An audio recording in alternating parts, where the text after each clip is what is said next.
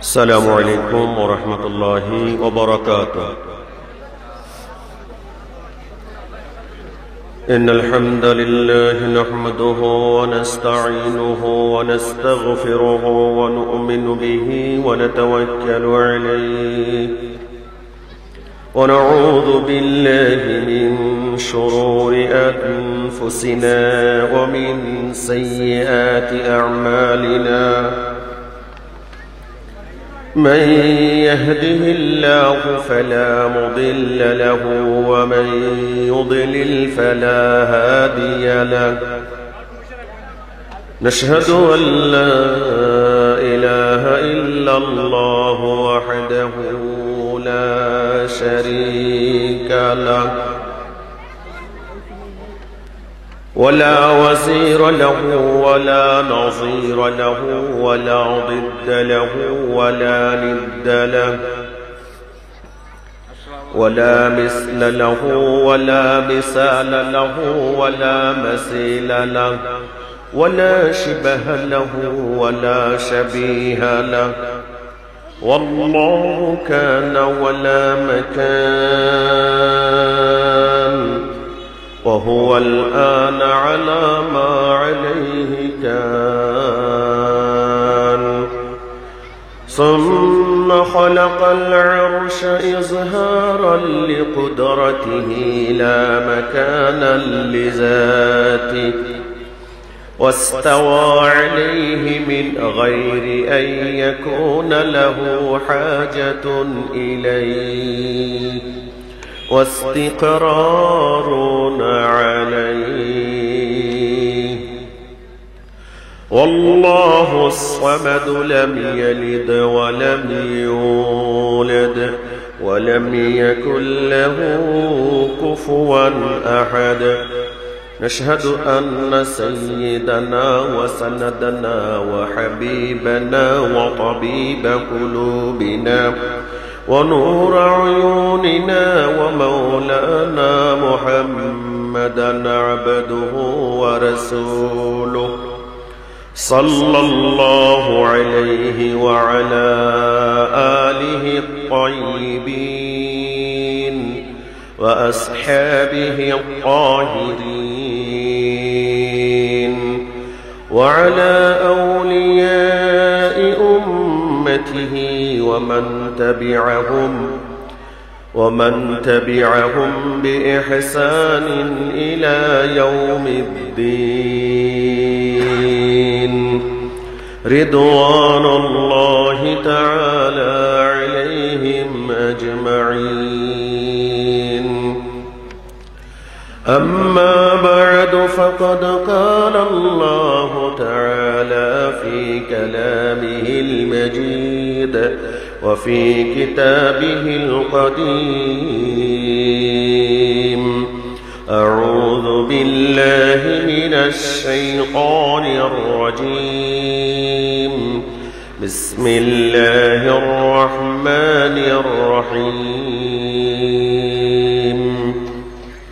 ومن الليل فتهجد به نافلة لك، عسى أن يبعثك ربك مقاما محمودا.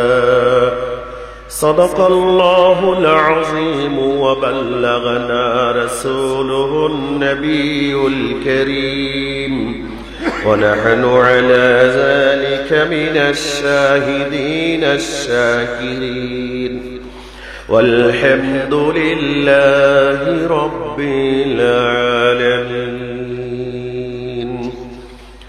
وقال تعالى في شان حبيبه صلى الله عليه وآله وسلم مخبرا وآمرا: إن الله وملائكته يصلون على النبي، يا أيها الذين آمنوا صلوا عليه وسلموا تسليما. Allahumma salli ala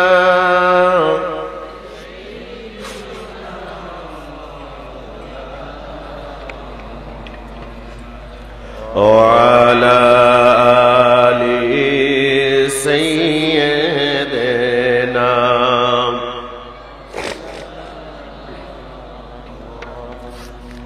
কারো জবান যেন বন্ধ না থাকে, প্রত্যেকের জবান খোলা থাকবে। মোহাব্বতে মনোযোগের সাথে সামান্য কয়েকবার একটু সমস্যার আমরা দরুদ শরীফ পড়ব। আল্লাহুম্মা সাল্লি আলা সাইয়্যিদিনা মাওলানা মুহাম্মাদ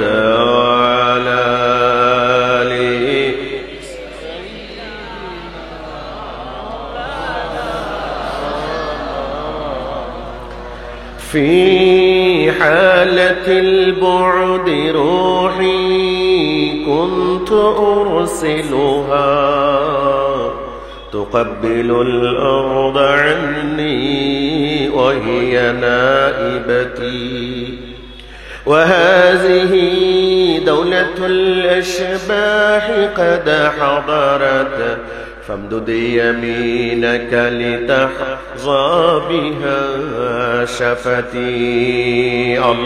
اللهم صل على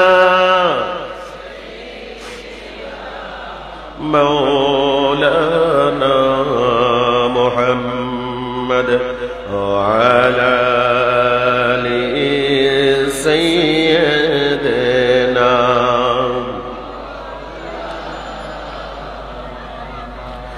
وأبيض يستسقى الغمام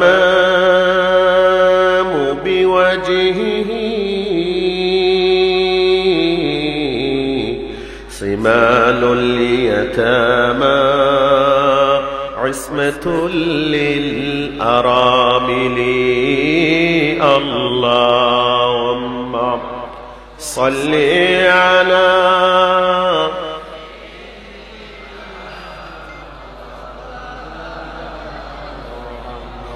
وعلى آل سيدنا.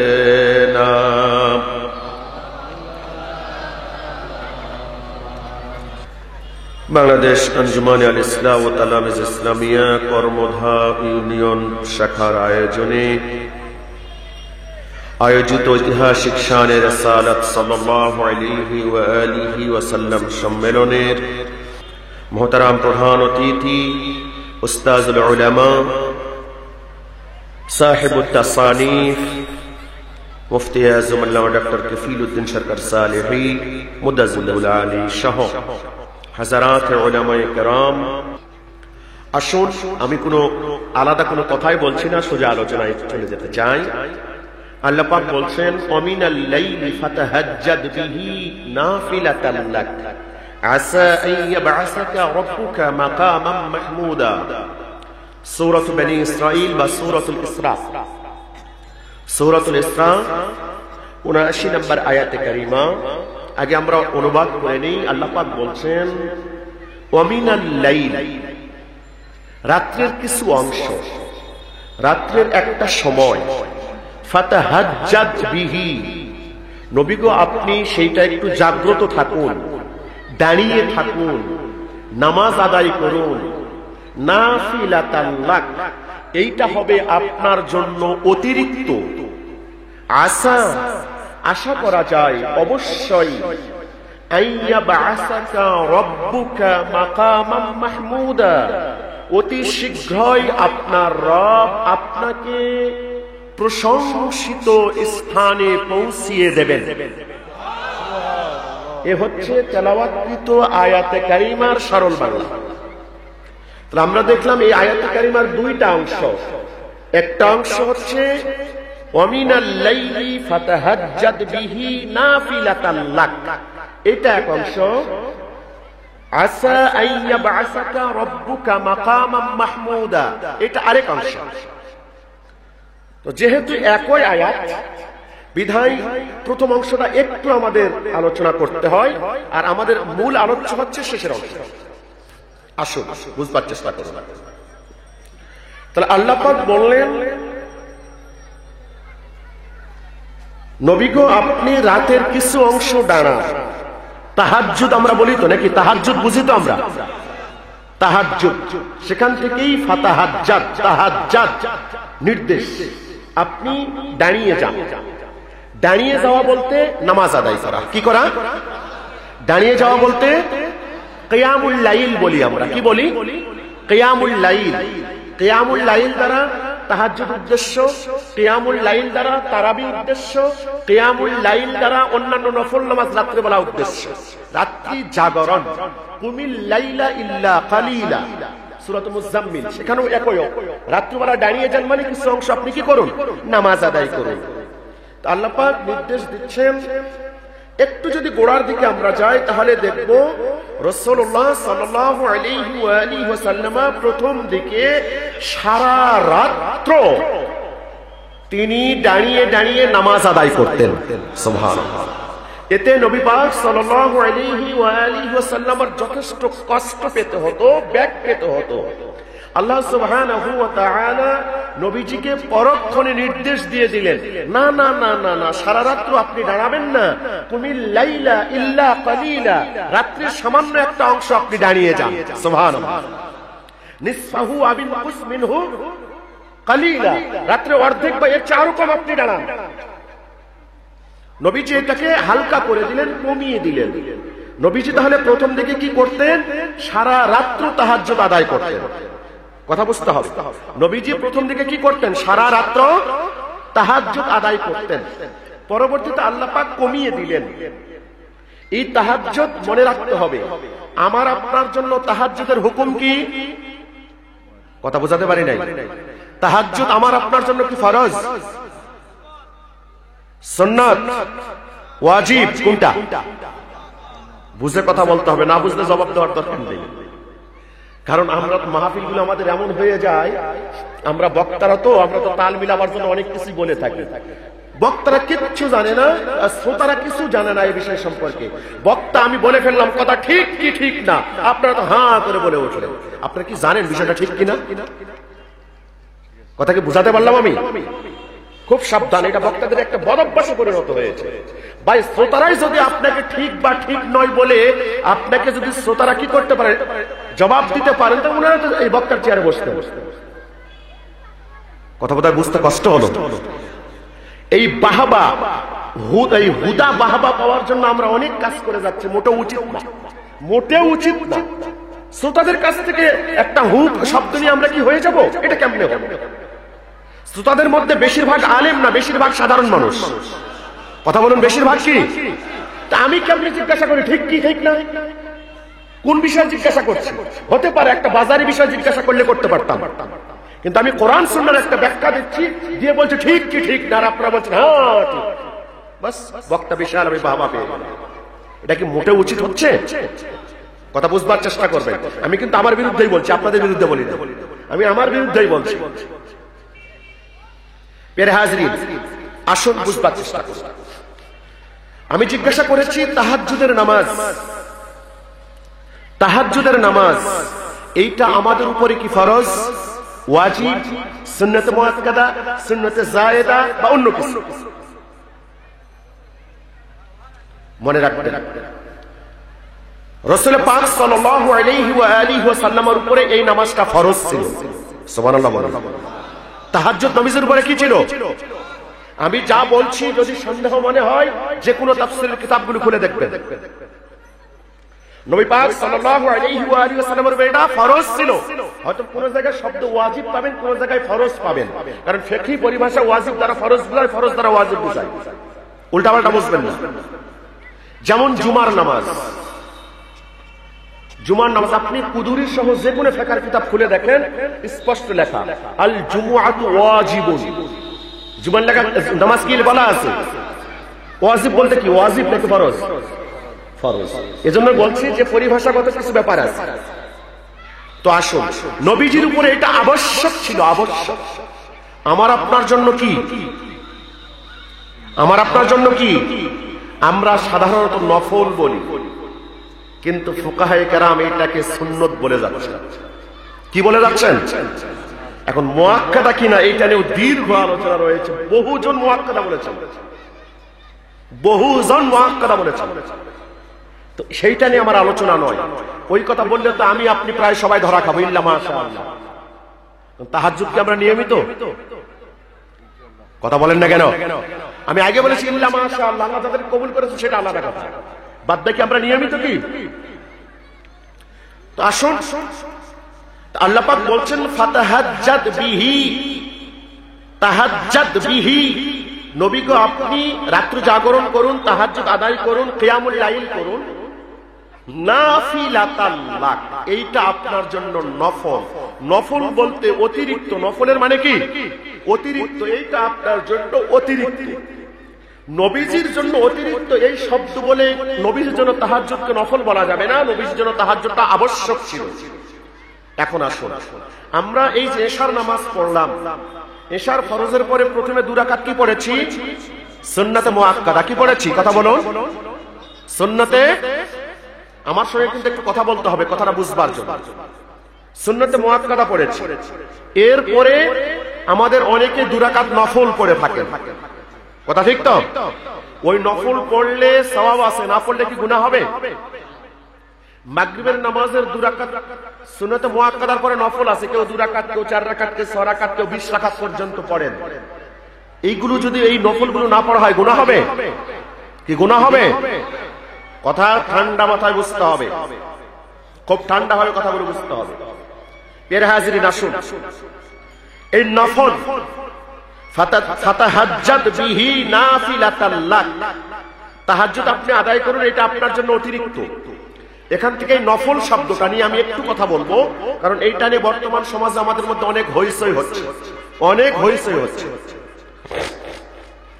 নফল মানে পড়লেও চলে, না পড়লেও, কথা বোঝেন না আপনারা? পড়লেও চলে, না পড়লেও, পড়লে সওয়াব পাওয়া যায়, না পড়লে গুনাহ, না পড়লে গুনাহ নাই। কারণ নফল মানে অতিরিক্ত। যার প্রয়োজন মনে করবে যে সে পড়বে, নাকি? যে মনে করবে সে পড়বে, যে মনে করবে না সে পড়বে না। একটু মনে রাখুন, নফলটাকে এভাবে এত বেশি হালকা করে ছেড়ে দেওয়ার সুযোগ নাই। আমার কথা একটু বুঝতে হবে। নফলটাকে এত হালকা করে ছেড়ে দেওয়ার সুযোগ নাই। কেন নাই? কেন নাই? আপনি আবু দাউদ বের করুন, আপনি তিরমিজি বের করুন, এই 2টা কথাই বললাম। সম্পূর্ণ সহিহ সনদে হাদিস এসেছে, সম্পূর্ণ সহিহ সনদে। বিশেষ করে 2 জন সাহাবী থেকে বর্ণিত, একজন হযরত তামিম দারি রাদিয়াল্লাহু তাআলা আনহু, আর একজন সাইয়েদনা আবু হুরায়রা রাদিয়াল্লাহু তাআলা আনহু।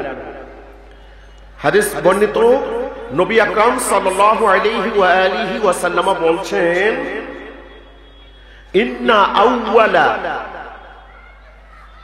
ইন্না আউওয়ালা মা ইউহাসাবু বিহি আল আবদ মিন আমালিহি ইয়াউমাল কিয়ামাতি সালাতুহু। কিয়ামতের ময়দানে সর্বপ্রথম বান্দার জন্য তার আমল থেকে যে আমলের হিসাব নেওয়া হবে সেটা হলো তার নামাজ।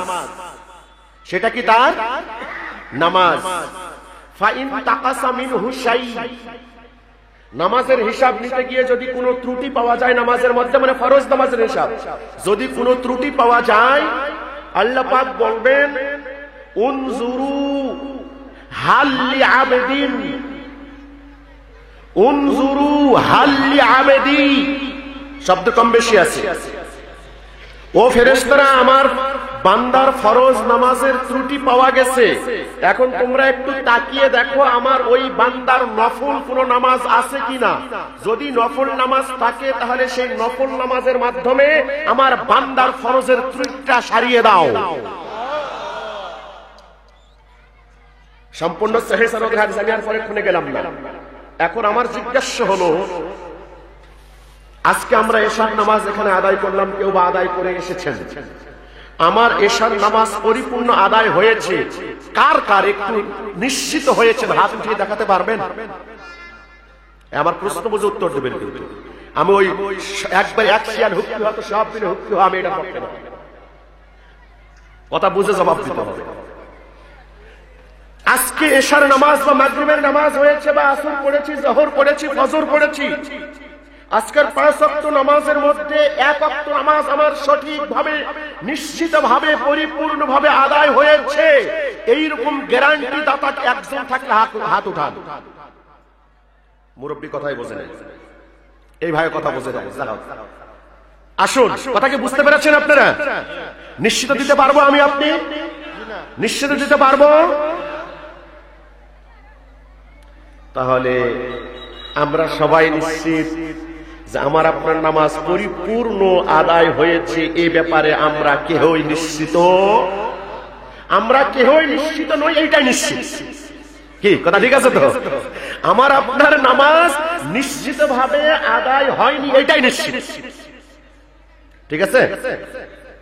তাহলে এখন বলুন তো, আজকের দিনের 5 ওয়াক্ত নামাজের হিসাবই যদি কিয়ামতের ময়দানে আল্লাহ পাক আমাদের কাছ থেকে নেন, আমাদের কাছ থেকে যদি নেন, আমি আপনি কি সফল হতে পারবো?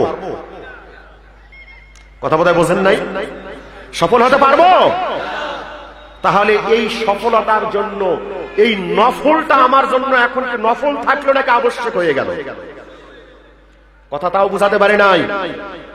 ঠান্ডা মাথায় কথা বুঝুন, খুব ঠান্ডা ভাবে কথা বুঝবেন। নফল মানে অতিরিক্ত, কিন্তু আজকের এশার নামাজ আমার 100তে 100 হয়েছে কিনা এটা আমি আপনি নিশ্চিত নই। এক্ষেত্রে এইটার পূর্ণতা দেওয়ার জন্য 2 রাকাত নফলটা আমার আপনার জন্য কি নফল থাকলো নাকি আবশ্যকতায় রূপ নিল? কিন্তু দুঃখ লাগে তখন নফল তো দূরে থাকলো, খোদ সুন্নতে মুআক্কাদার ব্যাপারে যখন আমার আপনার দেশের কিছু শায়েখ নামধারীরা যখন বলে শুধু ফরজ পড়লেই হলো, সুন্নতে মুআক্কাদার দরকার নাই, তখন লাগে দুঃখ। কথা কি বুঝাতে পেরেছি আমি? মিয়া সাহেব, আপনি ফতোয়া দিচ্ছেন সুন্নতে মুআক্কাদা না হলেও চলবে, অথচ যদি আমি আপনি মুনাকাশা করি, আমি আপনি যদি কি করি, সূক্ষ্ম বিচার বিশ্লেষণ করি, সুন্নতে মুআক্কাদা তো অনেক ঊর্ধ্বের কথা, নফল ছাড়া আমার আপনার কাজ হতে পারে। কথাগুলো ঠান্ডা মাথায় বুঝতে হবে আমাকে আপনাকে। আমি এখন প্রায় প্রত্যেকটা প্রোগ্রামে গিয়ে একটা হাদিস বলবার চেষ্টা করছি, প্রায় প্রত্যেকটা প্রোগ্রামে। আপনি যদি আমার এই গত 1 মাসের প্রোগ্রামগুলো একটু লক্ষ্য করতে পারেন, দেখবেন আমি প্রায় জায়গায় একটা হাদিস বলে যাচ্ছি। সেটা হলো এই, নবী আকরাম সাল্লাল্লাহু আলাইহি ওয়াসাল্লাম 1500 বছর আগে বলে গেছেন, এটা তাবরানী শরীফে এসেছে, আল মুস্তাদরাক আলা সাহিহাইনের মধ্যে ইমাম হাকিম এনেছেন, মারফু এবং মাওকুফ, অর্থাৎ নবীজি সূত্রে, সাহাবী সূত্রে, উভয়টাই সহিহ। আমি এখন যেটা বলবো সেটা নবীজি সূত্রে। নবীজি বলছেন, ইন্নাকুম আসবাহাতুম ফি জামান ফিহা কালিলুন উলামা ফিহা কালিলুন খুতাবাউহু ওয়া কাসীরুন উলামাউ। নবীজি বললেন, ও আমার সাহাবীরা, তোমরা এমন একটা সময়ে এখন আছো যেই মুহূর্তে বক্তাদের সংখ্যা কম, আলেমের সংখ্যা বেশি। সুবহানাল্লাহ বলবেন না? নবীজি বলেছেন, নবীজির সময়ে সাহাবায়ে কেরামকে লক্ষ্য করে, যে তোমরা এমন একটা সময়ে আছো ফিহি কালিলুন খুতাবাউহু ওয়া কাসীরুন উলামাউ, এই সময়ে বক্তার সংখ্যা কম, আলেমের সংখ্যা বেশি।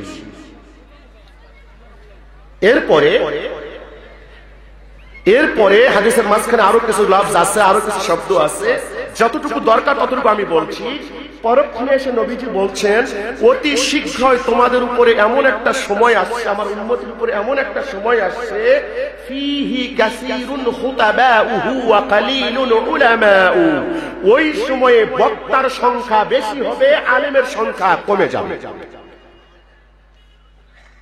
কি মাথায় ধরে কথাটা? কথাটা মাথায় ধরে? শানের সালাত, এর বাইরে কথা নয়। শানের সালাত, নবীজির শান। নবীজি 1500 বছর আগে বলে গেছেন, আমার উম্মতের মধ্যে এমন একটা সময় আসছে যে সময় বক্তা বাড়বে, আলেম এখন বলুন, আমাদের সময়ে বক্তা বেশি না আলেম বেশি? কথা বোধ তাও বুঝাতে পারি না। তাহলে বোঝা গেল বক্তার আলেম কি নয়। আমরা তো বক্তাকে আলেম মনে করি। কি কথা বলেন না কেন? আমরা তো বক্তাকে আলেম মনে করি, কিন্তু নবী তো বললেন না, না বক্তা আলাদা, আলেম কি? কথা শুনতে মানে একটু কষ্ট হবে হয়তো আমার কথাগুলো। প্রিয় হাজরিন বুঝুন, নবীজি বলছেন এই মুহূর্তে বক্তা বেশি হবে, আলেম কি হবে? কম হবে। বক্তা বেশি হবে, আলেম কম হবে।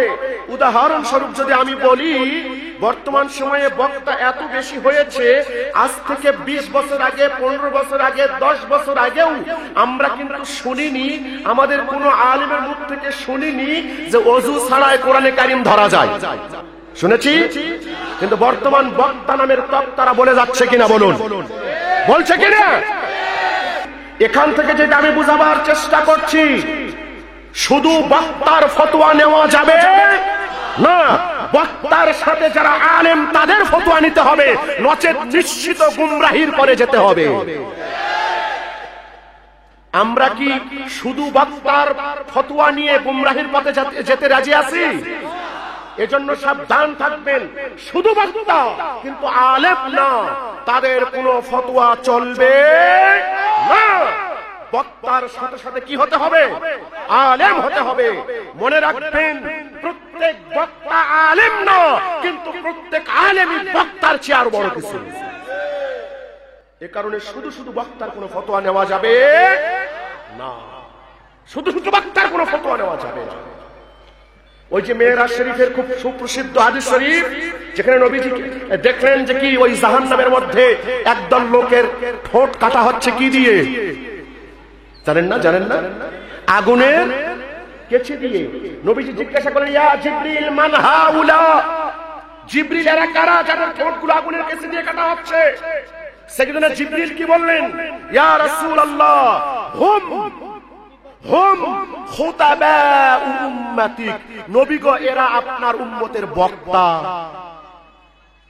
এরা কি আপনার উম্মতের? কে এরা? কে এরা? কেন কেন কেন কেন বক্তার এই চেয়ারটা এত সমস্যার চেয়ার? বক্তার চেয়ারে বসলে আর ব্রেন কাজ করে না, কেমনে বক্তাদের মানে শ্রোতাদের আকর্ষণ করতে হবে, কেমনে জনগণকে মাতিয়ে তুলতে হবে। এ কারণে কোরআনের আয়াত পর্যন্ত বানিয়ে পড়া হচ্ছে আমার দেশে।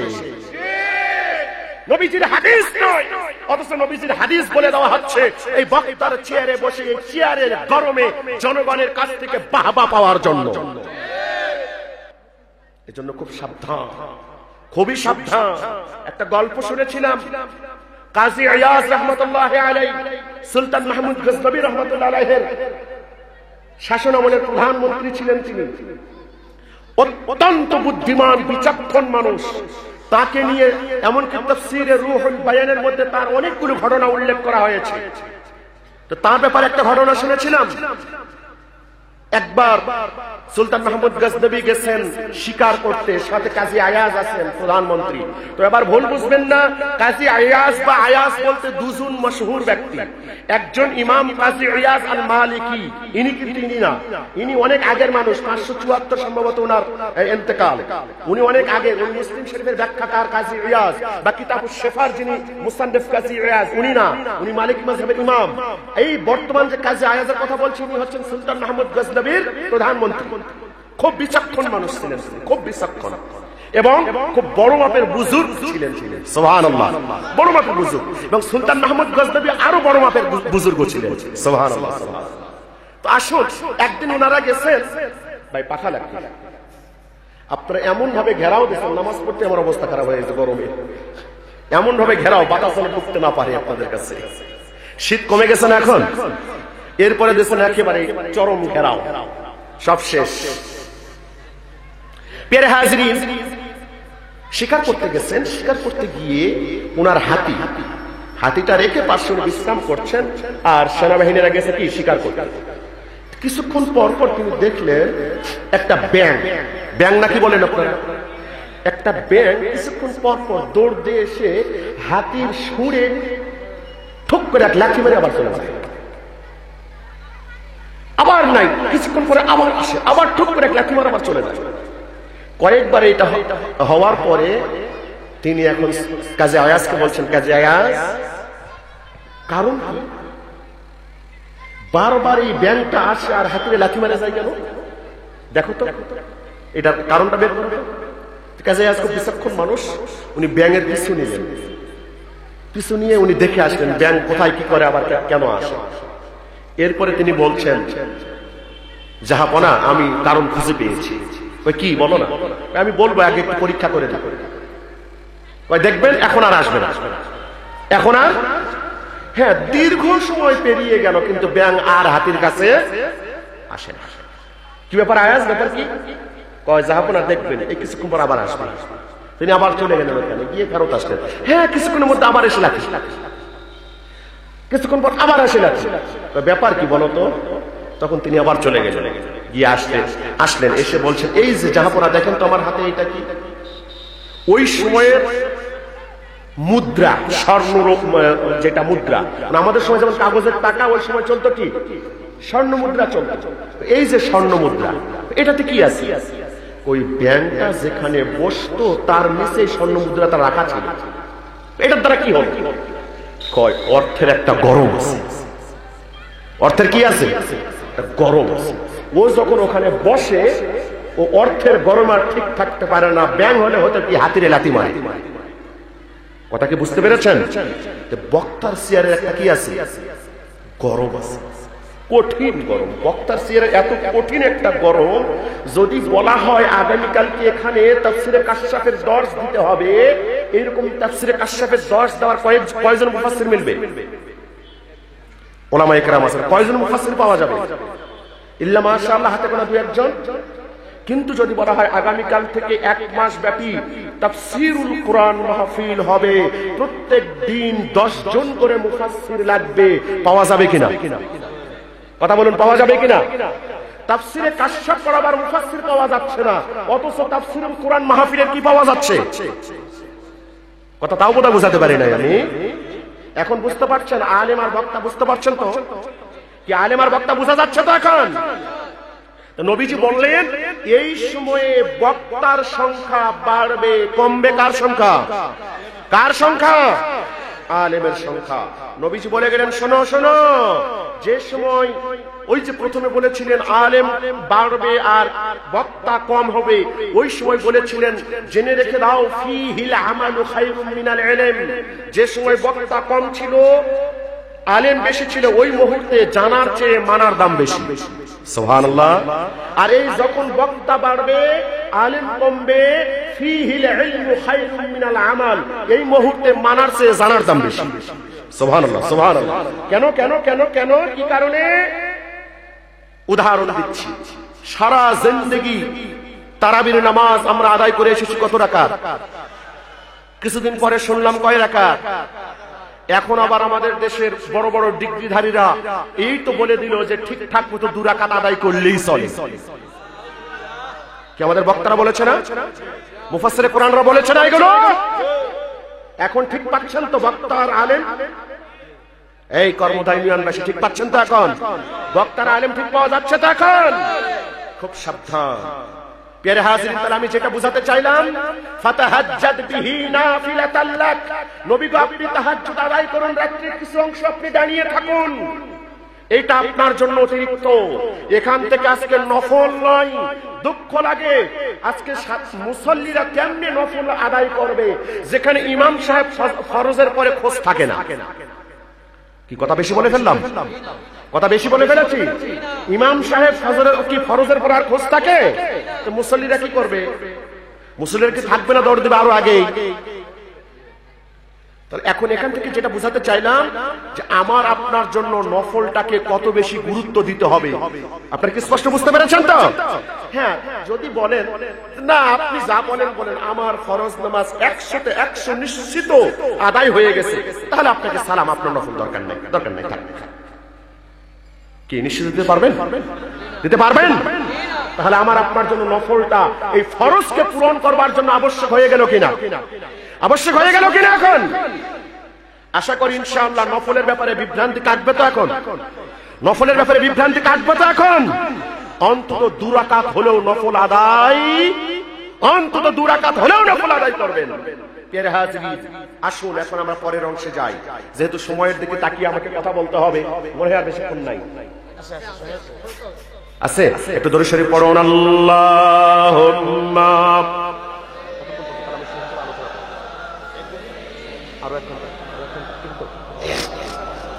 ওয়ালা আলি সাইয়্যিদিনা। ভাই পাখার অবস্থা গরমে মরে যাচ্ছে, আর একটু মহাব্বতে আল্লাহুম্মা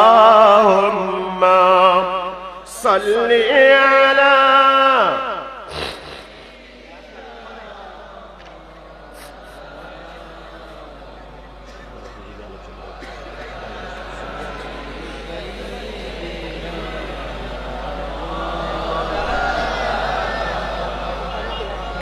প্রিয় হাজিরিন, আমার কথাগুলো বুঝবার চেষ্টা করবেন, কারণ আমরা বর্তমানে পুরাটাই বিভ্রান্তির মধ্যে বসবাস করছি।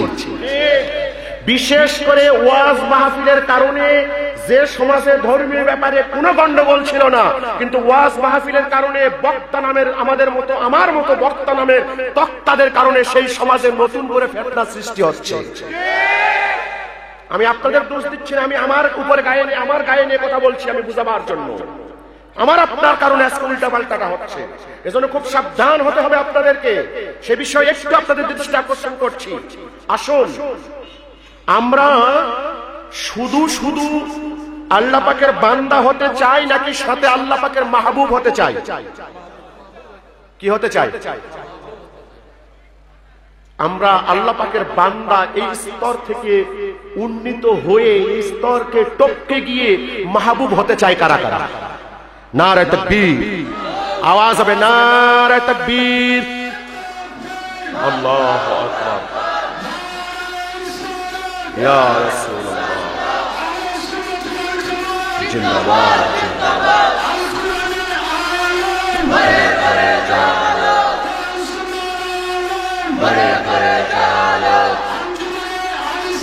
জিন্দাবাদ জিন্দাবাদ, জিন্দাবাদ জিন্দাবাদ, জিন্দাবাদ জিন্দাবাদ, জিন্দাবাদ জিন্দাবাদ,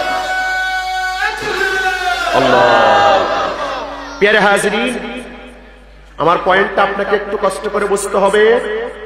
আমি বলেছি বান্দা থেকে আরেকটু উন্নত হয়ে কোন পর্যায়ে যেতে চাই? মাহবুব হতে চাই।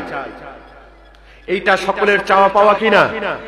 আসুন, মাহবুব যদি হতে চাই, মোহাব্বত থেকে মাহবুব, মোহাব্বত থেকে কি হুব্বুন মুহাব্বাতুন মাহাব্বাতুন, যা বলেন উলামায়ে কেরাম আছেন, ঘুরে ফিরে মাহবুব হতে হলে মোহাব্বত লাগবে। কি লাগবে? মোহাব্বত লাগবে। সহিহ আল বুখারীর ওই হাদিসটা আপনাদের সবারই জানা, এবারত বলছি না, শুধু বাংলা বলে যাচ্ছি। রাসূল পাক সাল্লাল্লাহু আলাইহি ওয়া আলিহি ওয়াসাল্লাম বলছেন, আল্লাহ পাক বলেন, সুবহানাল্লাহ, কি বলেন? আল্লাহ পাক বলেন, মানে হাদিসে কুদসি। কি এটা? হাদিসে কুদসি। আসুন, নবীজি কি বলছেন? নবীজি বলছেন যে বান্দা নফল ইবাদত করে করে আমার নৈকট্যতা অর্জন করে। সুবহানাল্লাহ। কোন ইবাদত করে নৈকট্যতা অর্জন করে? নফল ইবাদত করে। তবে মাথায় রাখতে হবে, আল্লাহ পাক বলছেন আমার কাছে সবচেয়ে প্রিয় আমি বান্দাকে যেটা ফরজ ইবাদতের নির্দেশ দিয়েছি সেটা আদায় করতে হবে। আর আমার প্রিয় হতে হলে কিসের মাধ্যমে হবে? কথা বলুন, কিসের মাধ্যমে হবে? আমি এখন উদাহরণ দেই, তাহলে বুঝতে সহজ হবে। সেটা হলো এই, আপনি একজন কাজের লোক রেখেছেন, বা আপনি ঘর বানাচ্ছেন, রাজমিস্ত্রি নাকি বলে, ইটের কাজ যারা করে, কি বলে? রাজমিস্ত্রি। রাজমিস্ত্রির দৈনিক হাজিরা কত? 400 বা 500 ধরুন, 500 টাকা দৈনিক হাজিরা। তার ডিউটি ইন্টারন্যাশনাল ল অনুযায়ী 8টা টু 4টা, নাকি? 8টা টু 4টা, এটা তার ইন্টারন্যাশনাল ল অনুযায়ী তার ডিউটি।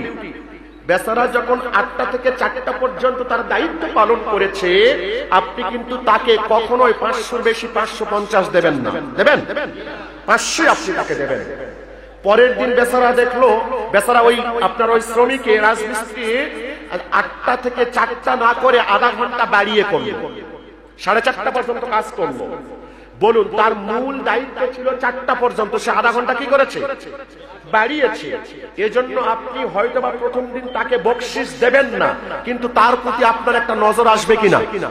কথা ভালো করে বুঝুন, তার প্রতি একটা নজর আসবে কিনা? অথচ সে কিন্তু এর আগে আপনার ধরুন 5, 7, 10 দিন পর্যন্ত 8টা টু 4টা দায়িত্ব পালন করেছে, ডিউটি পালন করেছে। আপনার কিন্তু তার প্রতি কোনো নজর আসে নাই। ওই ডেলি আপনি কি দিয়েছেন? তার হাজিরা 500 করে দিয়ে দিয়েছেন।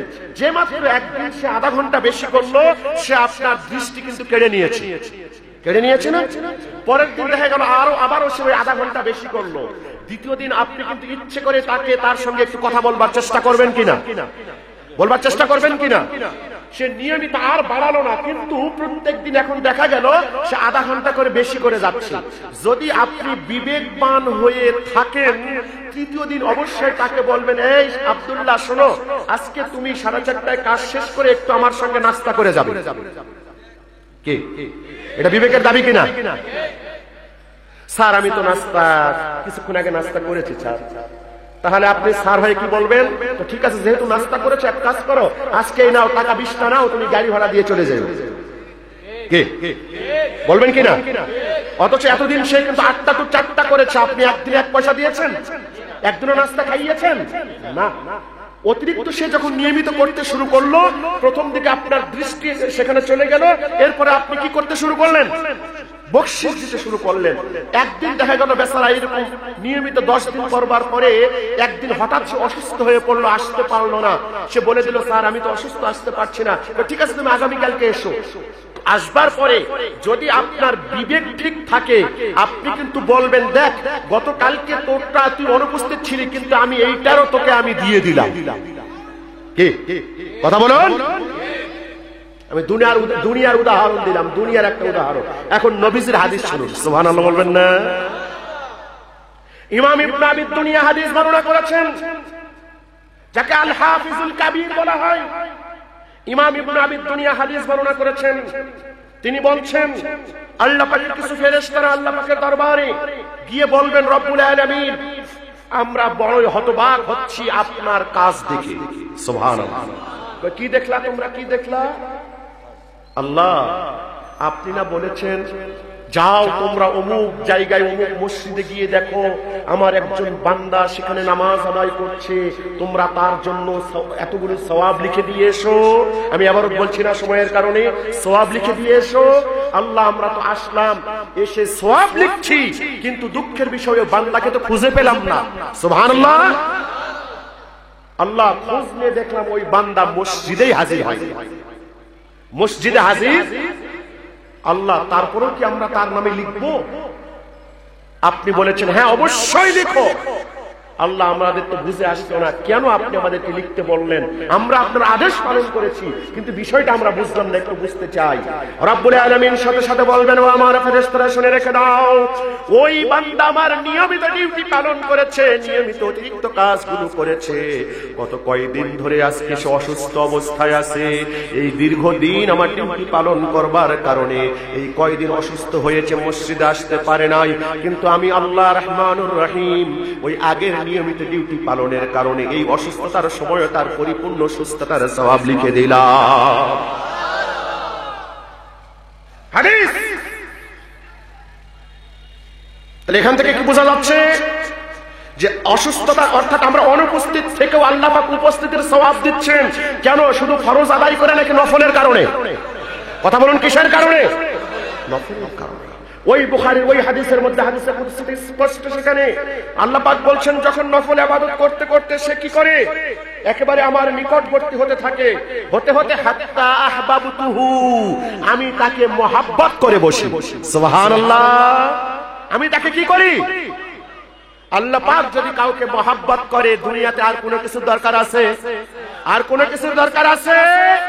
আর কোনো কিছুর দরকার নাই। আল্লাহ পাক যাকে মহব্বত করবেন, হয়তোবা তিনি আল্লাহ পাকের খলিল হবেন, নয়তোবা তিনি আল্লাহ পাকের হাবিব হবেন। সুবহানাল্লাহ।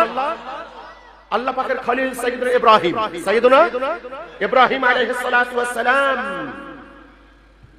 যখন তাকে আগুনে ফেলা হচ্ছিল, শুধু বুঝাবার জন্য বলছি, যখন আগুনে ফেলা হচ্ছিল আল্লাহ পাক বাতাসের ফেরেশতা পাঠিয়ে দিলেন, যাও আমার খলিল আমার দোস্তকে বলো আমার খলিলের যদি প্রয়োজন পড়ে তাহলে তোমরা বাতাস দিয়ে নমরুদের আগুনকে নিভিয়ে দাও। সুবহানাল্লাহ। ইব্রাহিম আলাইহিস সালাম জবাব দিলেন, তুমি ফেরেশতা বাতাস প্রবাহের দায়িত্বে? জি। তোমাকে কে পাঠিয়েছেন? আপনার রব পাঠিয়েছেন। যাও আমার রবকে গিয়ে জানিয়ে দাও যে রব আমার অবস্থা জেনে তোমাকে পাঠিয়েছেন, তোমাকে না পাঠিয়েই তো আমার রব আমাকে আগুন থেকে রক্ষা করতে পারে। ফেরেশতার আর দরকার হয়েছে? আর দরকার হয়েছে? ইমাম ফখরুদ্দিন রাজি রাহমাতুল্লাহ, আমি কিন্তু সবগুলোই বলছি নফল ইবাদতের মাধ্যমে আল্লাহ পাকের কি হওয়া যায়? প্রিয় হওয়া যায়। কোন ইবাদতের মাধ্যমে? কথা বলুন, কোন ইবাদতের মাধ্যমে? নফল ইবাদতের মাধ্যমে। বুখারী মুসলিম থেকে দুনিয়ার যত হাদিসের কিতাব আছে আপনি দেখেন, রাসূলুল্লাহ সাল্লাল্লাহু আলাইহি ওয়া আলিহি ওয়াসাল্লাম বুখারীর হাদিস, এত মানে সারা রাত জেগে জেগে নামাজ আদায় করতেন। আম্মা জান আয়েশা বলছেন হাত্তা তাওয়াররামাত কাদামাহু। আরেকটা হাদিসের ভাষ্য হচ্ছে তাতাফাত্তারা কাদামাহু। নবী পাক সাল্লাল্লাহু আলাইহি ওয়া আলিহি ওয়াসাল্লামের দুই পা মুবারক ফুলে যেত। আল্লাহু আকবার। ফুলে যেত। আম্মা জান আয়েশা সিদ্দিকা রাদিয়াল্লাহু তাআলা আনহা বর্ণনা করছেন, জিজ্ঞাসা করছেন, ইয়া রাসূলুল্লাহ, আল্লাহ পাককে আপনার পূর্ববার সবকিছু ক্ষমা করে দেন নাই? সুবহানাল্লাহ। নবীজি জবাবে বলেছিলেন, ওগো আয়েশা, আফালা আকুনু আবদান শাকুরা, আল্লাহ পাক আমাকে পূর্ববার সমস্ত কিছু ক্ষমা করে দিয়েছেন, তাই বলে কি আমি বেশি বেশি নফল ইবাদত করে বেশি বেশি কষ্ট করে আমি আল্লাহ পাকের শুকরগুজার বান্দা হব না? কথা কি বোঝা যায়? তাহলে এখান থেকে বোঝা যায় মুহাব্বতের উপরেও শুকরিয়া। সুবহানাল্লাহ, সুবহানাল্লাহ। মুহাব্বতের উপরেও কি? মুহাব্বতের উপরেও কি? আফালা আকুনু আবদান শাকুরা, আমি কি শুকরগুজার বান্দা হব না? শুকরিয়া কাকে বলে? শুকরিয়া কাকে বলে? যদি শুকরিয়ার একটা সূক্ষ্ম কথা বলি, শুনুন। কথা বুঝতে কষ্ট হচ্ছে না তো? কথা বুঝতে কষ্ট হচ্ছে না তো? শুকরিয়া কাকে বলে শুনুন। ইমাম ফখরুদ্দিন রাজি রাহমাতুল্লাহি আলাইহি তাফসীরে কবীরে প্রথম খণ্ডে আলহামদুলিল্লাহ এর তাফসীর বর্ণনা করতে গিয়ে তিনি সেখানে বর্ণনা করছেন, ইমাম তাইফা হযরত ইমাম যুন্নুন মিসরি রাহমাতুল্লাহি আলাইহি, হযরত ইমাম যুন্নুন মিসরি রাহমাতুল্লাহি আলাইহি, তিনি তার দোকান ছিল মিশরের একটা মার্কেটে। একদিন হঠাৎ করে সংবাদ আসলো, একত্রে প্রায় সখানেক দোকান ছিল ওই মার্কেটে। হঠাৎ করে সংখ্যাটা কম বেশি হতে পারে, সংবাদ আসলো যে রাত্রবেলা আগুন লেগে সকলের দোকান পুড়ে গেছে, শুধুমাত্র ইমাম যুন্নুন মিসরির দোকানটা রক্ষা পেয়েছে। বলুন, এই কথা যে কোনো মালিক শুনলে আলহামদুলিল্লাহ বলবে কিনা? শুকরিয়া কার আদায় করবে? কার আদায় করবে? ইমাম যুন্নুন মিসরি এটা শুনবার সাথে সাথে বলছেন আলহামদুলিল্লাহ। পরক্ষণে তিনি চিন্তা করলেন। কতদিন চিন্তা করেছেন জানেন? ইমাম যুন্নুন মিসরি বলেন, ওই একবার আলহামদুলিল্লাহ বলে আমি 30 বছর আল্লাহ পাকের দরবারে কান্নাকাটি করেছি। কেন আলহামদুলিল্লাহ বললাম? কথা কিচ্ছু মাথায় ধরে নাই। ধরেছে? কথা ধরেছে? ধরে ভালো করে বুঝুন। ইমাম যুন্নুন মিসরি বলেন, ওই সময় একবার আলহামদুলিল্লাহ বলেছি, আর কত বছর কেঁদেছি? কত বছর? কি ভাই, আলহামদুলিল্লাহ বলে কি কাঁদতে হয় নাকি? কি আলহামদুলিল্লাহ বলে কি কাঁদতে হয়? তিনি 30 বছর কেন কাঁদলেন? কি কারণে কাঁদলেন? তিনি বলেছেন এইটাই, ইমাম ফখরুদ্দিন রাজি বর্ণনা করছেন যে ইমাম যুন্নুন মিসরি এটা বলেছেন যে 100 জনের মধ্যে বা 50 জনের মধ্যে 49 বা 99 জনের দোকান পুড়ে গেল, এজন্য তুমি একটি 12 সত্য কাজ না করে তোমার নিজেরটা বেঁচে গেছে, এজন্য তুমি শুকরিয়া আদায় করছো। ওরে না শুকর বান্দা। আল্লাহু আকবার। কি শুকরিয়া বোঝা যাচ্ছে? শুকরিয়া বোঝা যাচ্ছে? একবার আলহামদুলিল্লাহ বলে কেঁদেছেন কত বছর? কত বছর? আমার আপনার কি চিন্তা আছে? এগুলো চিন্তা আছে? এমনি কি তারা আল্লাহ পাকের মাহবুব হয়েছিলেন? এমনি এমনি আল্লাহ পাকের মাহবুব হন নাই তারা, এমনি এমনি মাহবুব হন নাই। প্যারে হাজিরিন, আসুন তাহলে নবী পাক সাল্লাল্লাহু আলাইহি ওয়া আলিহি ওয়াসাল্লাম বললেন, হাত্তা আহবাবতুহু কুনতু সামাআহু আল্লাযী ইয়াসমাউ বিহি ওয়া বাসারাহু আল্লাযী ইয়াবসুরু বিহি অথবা ইউবসিরু বিহি ওয়া রিজলাহু আল্লাতী ইয়ামশি বিহা ওয়া ইয়াদাহু আল্লাতী ইয়াবতিশু বিহা। হাদিসটা সবাই জানি আমরা। নবীজি বললেন, আল্লাহ পাক বলেছেন, যখন বান্দা নফল ইবাদত করতে করতে আমার নিকটবর্তী হয়ে যায়, আমি তাকে মহব্বত করে ফেলি। সুবহানাল্লাহ। আমি কি করি তাকে? তাহলে আমি বলেছিলাম যে আমরা শুধু আব নয়, এখান থেকে কি হতে চাই? মাহবুব হতে চাই। কি হতে চাই? তাহলে বুখারীর হাদিস মোতাবেক, হাদিসে কুদসি অনুযায়ী মাহবুব হওয়ার জন্য নফল ইবাদতের কোনো বিকল্প আছে? কোনো বিকল্প আছে? আমার আপনার দেশের এই শায়েখ নামধারীরা, আমার আপনার দেশের বক্তা নামধারীরা, অনেকের খুঁজলে পাসপোর্টও নাই, অথচ আন্তর্জাতিক খ্যাতি সম্পন্ন মুফাসসির, তার কাছে নাই পাসপোর্ট। কথা বোঝাতে পারি না? বাস আমরাও সবাই আন্তর্জাতিক। একেবারে বলে দিলাম, বলে দিয়ে আমরা কি করলাম? আমরা একেবারে বাস হয়ে গেলাম। আমরা এখন ফতোয়া দিচ্ছি শুধু ফরজ পড়লেই চলে, সুন্নতে মুআক্কাদার আর কোনো দরকার নয়। জোরে বলুন নাউযুবিল্লাহ, নাউযুবিল্লাহ। প্রিয় হাজিরিন, আসুন কথাগুলো একটু বুঝবার চেষ্টা করুন, কথাগুলো বুঝবার চেষ্টা করুন।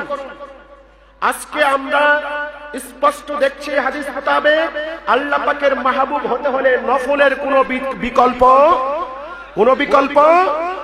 নাই। এখন আমি জিজ্ঞাসা করি, নফল তো মানে মুসল্লিরা কেমনে আদায় করবে, যেখানে বলা হচ্ছে সুন্নতে মুআক্কাদা আদায় না করলেও কোনো সমস্যা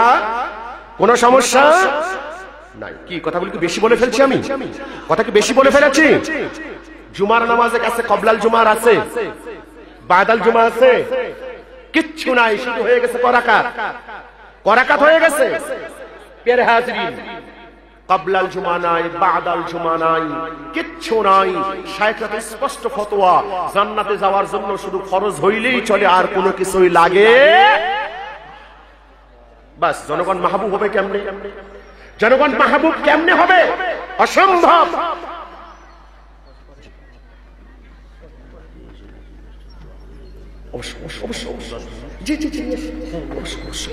একটু জিকির করুন, লা ইলাহা ইল্লাল্লাহ।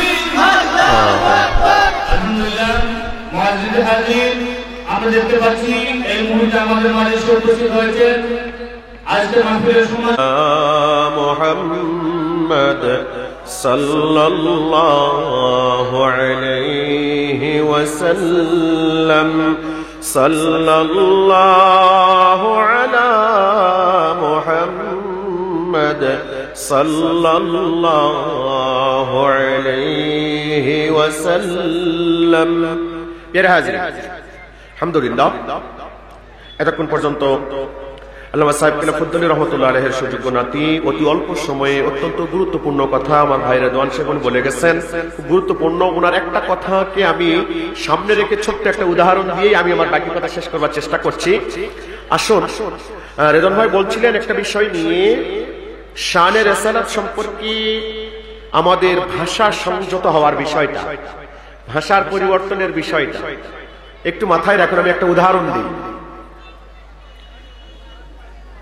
আপনি আপনার বাবার ঝকঝকে দাঁতের উদাহরণ দিচ্ছেন, কথা ভালো করে বুঝতে হবে। আপনার বাবার ঝকঝকে পরিষ্কার দাঁতের উদাহরণ দিচ্ছেন, দিতে গিয়ে আপনি বললেন, বাবা তোমার দাঁতগুলো কুত্তার দাঁতের মতো পরিষ্কার। কথা বোঝাতে পারি নাই? কথাটা কি সত্য না মিথ্যা? কথা সত্য না মিথ্যা? কুত্তার দাঁত পরিষ্কার না? পরিষ্কার না? এখন আপনার বাবা কি আপনাকে আদবওয়ালা বলবে না বেয়াদব বলবে? কথা তো সত্য ছিল, কথা সত্য ছিল কিনা? অথচ বাস শুধু উদাহরণ একটু মানে কি ভাষার অসাবধানতার কারণে আপনি অবশ্যই বেয়াদবের উপাধি পাবেন, কোন সন্দেহ আছে? এইটা মাথায় রাখবেন। এইটা মাথায় রেখে যখন আপনি আপনার বাবার ব্যাপারে একটু অসাবধান হলে আপনাকে বেয়াদব বলা হবে, সেক্ষেত্রে আমার আপনার বাবা মা থেকে শুরু করে নিয়ে নিজের জানের চেয়েও যাকে ভালোবাসা ইমানের দায়িত্ব, যাকে মহব্বত করা ইমানের দায়িত্ব, তার ব্যাপারে আমাদেরকে শব্দ চয়নে কত বেশি সতর্ক হওয়া প্রয়োজন। এই কথা বোঝেন আপনারা? খুব সাবধান। আমি যে আলোচনা করছিলাম সূরাতুল ইসরার ৭৯ নম্বর আয়াতে কারিমা, ওয়ামিনাল লাইলি ফাতাহাজ্জাদ বিহি নাফিলাতাল লাক আসা আইয়াবআসাকা রাব্বুকা মাকামান মাহমুদা। এই আয়াতে কারিমার অর্ধেকের আলোচনা আমি করছিলাম, কি মনে আছে আপনাদের? অর্ধেকের আলোচনা করছিলাম।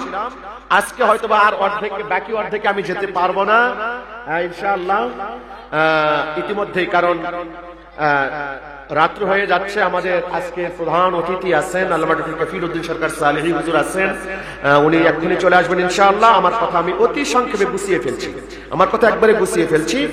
তো আমি যে বিষয়টা বলছিলাম যে আল্লাহ পাকের মাহবুব হতে হলে আল্লাহ পাকের ঘোষণা অনুযায়ী কি করতে হবে? নফল ইবাদত, কথা বলুন, নফল ইবাদত করতে হবে। কম করতে হবে না বেশি করতে হবে?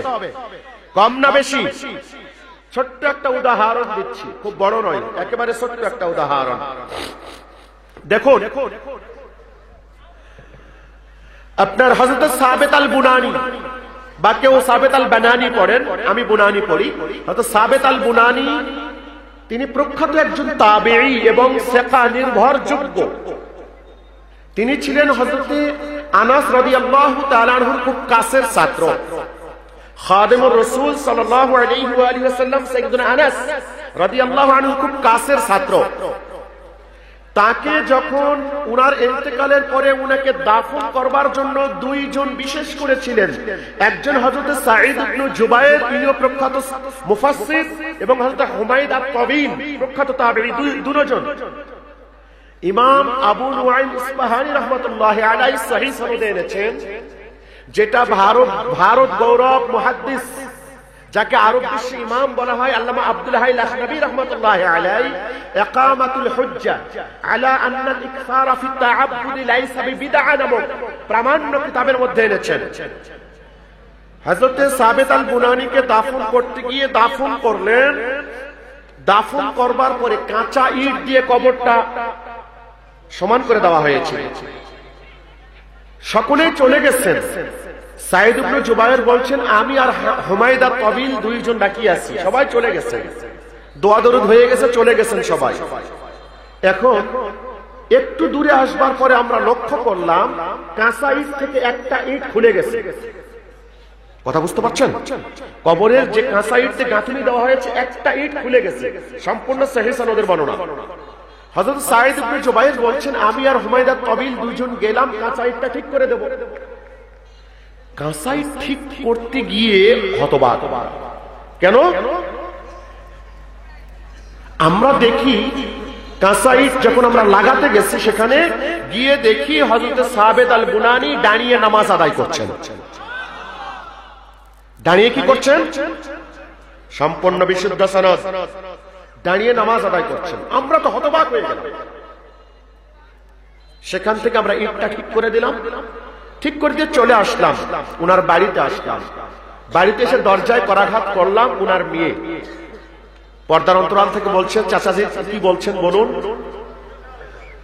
তোমার কাছে জানতে চাই, মা কানা আমালু আবিক, মা কানা আমালু আবিক, ভাতিজি বলো তো তোমার বাবার আমলটা কি ছিল? তখন তার মেয়ে বলছেন, আমি নিশ্চিত চাচারা আপনারা অবশ্যই আমার বাবার কোনো আশ্চর্যজনক ঘটনা দেখেছেন। সুবহানাল্লাহ। হ্যাঁ বাস্তবে দেখেছি। কি দেখেছেন বলুন তো? তখন পুরা ঘটনা ওনারা বর্ণনা করলেন যে এই দেখেছি। সঙ্গে সঙ্গে সাবেত আল বুনানির মেয়ে বলছেন, ও আমার চাচারা শুনে রেখে দিন, এইটা হবে আমরা জানতাম। সুবহানাল্লাহ। কেন কেন কি বলছো তুমি? এইটা জি জানতাম। কেন? ওই আমার বাবা মরণের আগের দিন পর্যন্ত লাগাতার 50টি বছর তাহাজ্জুদের নামাজ আদায় করতেন। কি আদায় করতেন? লাগাতার 50 বছর তাহাজ্জুদের নামাজ চলে। বছর নিয়ে মানে রওয়ায়াতে কম বেশি থাকতে পারে, তিনি নামাজ আদায় করেছেন। আরেকটা কাজ করতেন, একবারে রাতের গভীরে ফজরের ওয়াক্ত হওয়ার আগ মুহূর্তে নামাজ শেষ করে দিয়ে আল্লাহ তাআলার দরবারে তিনি মুনাজাতে মশগুল হয়ে যেতেন। মুনাজাতে প্রত্যেক দিন তিনি বলতেন, আল্লাহুম্মা ইন কুনতা আ'তাইতা আহাদাম মিন আল্লাহুম্মা ইন কুনতা আ'তাইতা আহাদাম মিন খালকিকা as-সালাতা ফি কবরিহি ফাআতানিহা আল্লাহুম্মা ইন কুনতা আ'তাইতা আহাদাম মিন খালকিকা as-সালাতা ফি কবরিহি রব্বুল আলামিন, যদি তুমি তোমার কোন বান্দাকে তার কবরে নামাজ আদায় করবার অনুমতি দিয়ে থাকো, ফাআতানিহা, সেই অনুমতিটা আল্লাহ তুমি আমাকে দিও। সুবহানাল্লাহ। আমাদের বিশ্বাস ছিল চাচা যে আমার বাবার এই দোয়া আল্লাহ পাক বিফলে দেবেন না। হ্যাঁ, সত্যই আমরা নামাজে দেখেছি। প্রিয় হাজিরিন, যেটা বলছিলাম, কবরে নামাজ আদায় করা এইটা খুসুসিয়ত আম্বিয়া আলাইহিমুস সালাতু ওয়াস সালাম। নবীজির বাণী, আল আম্বিয়া ওয়া আহইয়াউন ফি কুবুরিহিম ইউসাল্লুন, আরেক বর্ণনা ইউরজাকুন, বিভিন্ন বর্ণনাগুলো এসেছে সহিহ সনদে। নবীগণের খুসুসিয়ত হচ্ছে কবরে নামাজ আদায় করা। কিন্তু আমাদের মতো বান্দারাও, যেটা বলেছি, বান্দা থেকে মাহবুব হতে হবে। কি হতে হবে? কি আপনাদের পয়েন্ট মনে আছে তো? আমি পয়েন্ট ধরেছিলাম, বান্দা থেকে কি হতে হবে? মাহবুব হতে হবে, আল্লাহ পাকের প্রিয় হতে হবে। আল্লাহ পাকের প্রিয় হতে হলে নফল ইবাদতের কোনো বিকল্প না। আমি দুনিয়াবি রাজমিস্ত্রির উদাহরণ দিয়ে বুঝিয়েছিলাম আপনাদেরকে। এইটা মাথায় রেখে আসুন, নফল ইবাদতের মাধ্যমে যদি আমরা এই পর্যায়ে যেতে পারি, আল্লাহ পাক কি আমাদের দোয়া কবুল করবেন না? আমাদের দোয়া কবুল করবেন না? আর দোয়াটা করেছেন কোন সময়? ওই গভীর রাত্রিতে, একেবারে শেষের দিকে, যেটা আবু দাউদের হাদিস। নবীজিকে জিজ্ঞাসা করা হয়েছিল, আইয়ুদ দুআই আসমা, নবী গো, কোন সময়ের দোয়া সবচেয়ে বেশি কবুল করা হয়? নবীজি বলেছেন, ফরজ নামাজের পরের দোয়া আর গভীর রজনী, অর্থাৎ শেষ রজনীর দোয়া। সুবহানাল্লাহ। অতএব আসুন, আমরা যদি বান্দা থেকে মাহবুব হতে চাই, আল্লাহ পাকের প্রিয় হতে চাই, অবশ্যই আজকের এই শানে রিসালাত প্রোগ্রাম থেকে আমাদেরকে শিক্ষা নিয়ে এগোতে হবে। আমি কিন্তু আমার আয়াতের শেষের অংশের আলোচনা করতে পারি নাই, মূলত ওইটাই ছিল শানে রিসালাতের সাথে রিলেটেড একটা আলোচনা। আসা আইয়াবআসাকা রাব্বুকা মাকামাম মাহমুদা, এবং এখানেও আমাদের সমাজে উল্টা পাল্টা কিছু বক্তব্য ছিল, সেইটা হাদিস থেকে আমাদের ক্লিয়ার করবার দরকার ছিল। ওই নিয়তেই বসেছিলাম, কিন্তু সময় সংক্ষেপ হওয়ার কারণে আজকে পারলাম না। খুব ভালো লাগলো, বিশেষ করে আমার রেদন ভাইয়ের আলোচনাগুলো বসে শুনতে পারলাম। দোয়া করি আল্লাহ পাক যেন সাহেব কিবলা রাহমাতুল্লাহি আলাইহির নজর করমে, তার ফয়েজ বরকাতে প্রত্যেককেই, তার আল আওলাদকে তার পথের পথিক এবং তার যোগ্য উত্তরসূরি হিসেবে কবুল করে নেন। আমিন। ওয়া আখির দাওয়ানা আনিল হামদুলিল্লাহি রাব্বিল আলামিন।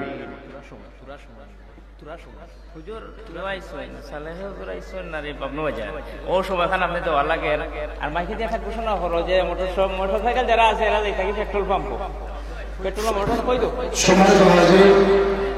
আমাদের আজকের প্রধান অতিথি সরকার সালেহ সাহেব, উনি ব্রাহ্মণবাজারের মধ্যে চলে এসেছেন। এর ভিতর পর্যন্ত হুজুর মেহরবানি করবেন, আমাদের সামনে গুরুত্বপূর্ণ আলোচনা রেখে গেছেন, এখন রাখবেন। আমরা আশাবাদী।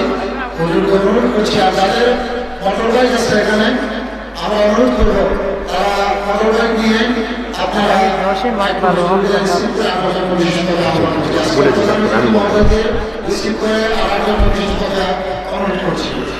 আপনাদেরকে অনুরোধ করছি, অসুবিধা নেই, ইনশাল্লাহ আমি কথা বলবো। আপনারা একটু কষ্ট করে সামনের দিকে চলে আসুন, ফাঁকা জায়গাগুলো পূরণ করে নেন, জিকির করুন লা ইলাহা মুহাব্বতে লা ইলাহা ইল্লাল্লাহ লা ইলাহা ইল্লাল্লাহ লা ইলাহা। সকলে একটু কষ্ট করে সামনে চলে আসুন। হাসবি রাব্বি জাল্লাল্লাহ মা ফি কলবি গায়রুল্লাহ নূর মুহাম্মদ সাল্লাল্লাহ লা ইলাহা ইল্লাল্লাহ লা ইলাহা ইল্লাল্লাহ লা ইলাহা মুহাব্বত লা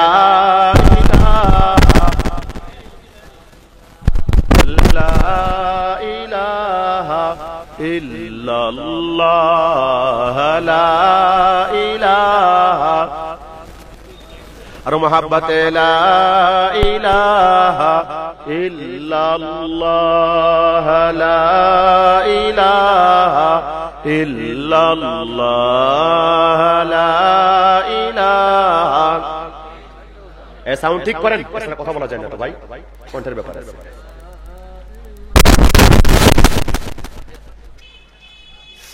এই সময় খোলার কি দরকার পড়লো? তার কারেন্টের সমস্যা। প্রিয় হাজিরিন, আসুন এই সামান্য কয়েক মিনিট আমাকে বিশেষ করে অনুরোধ করা হয়েছে আহলে হাদিস ও লামাযহাবী সম্পর্কে কিছু বলবেন।